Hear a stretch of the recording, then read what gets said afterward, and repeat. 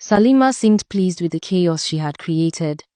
Adewa, who had the most graceful movements, told her mother she would not participate. Zara, whose voice carried the ceremonial songs beautifully, made excuses about being too busy. Even Chidima, who had been preparing since she was 16, decided the whole thing was outdated and embarrassing. She continued her campaign right up until the week of the ceremony, reminding everyone that she would never stoop so low, that she had seen how modern women lived, that this tradition belonged in a museum. The day of the ceremony arrived. The prince came with his entourage, dressed in white traditional attire with gold embroidery. The village gathered in the decorated square. The drums began their ancient rhythm. The announcer called for the young women to come forward. Only 7 girls stepped into the circle. The crowd murmured in disappointment. Usually, there were at least 20 participants. Then, the announcer called another name. Salima.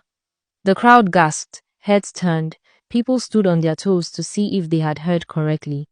But there she was, walking into the circle wearing the most elaborate ceremonial wrapper anyone had seen, her body adorned with coral beads that must have cost her family a fortune.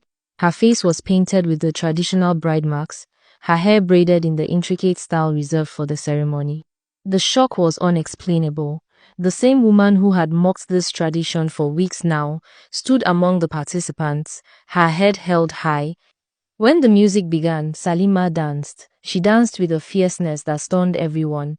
Her movements were sharp and precise, her footwork flawless. She had clearly practiced every step, mastered every turn. While she had been publicly ridiculing the ceremony, she had secretly been learning the dance, perfecting it in private, while others slept. She danced like someone who had something to prove, like someone who wanted to win more than anything in the world. When the dance ended, the prince stood. He walked through the circle of breathless young women. He stopped in front of Salima. He placed his ceremonial staff at her feet. She was picked. The one who called others pick-me has become the biggest pick-me of all time.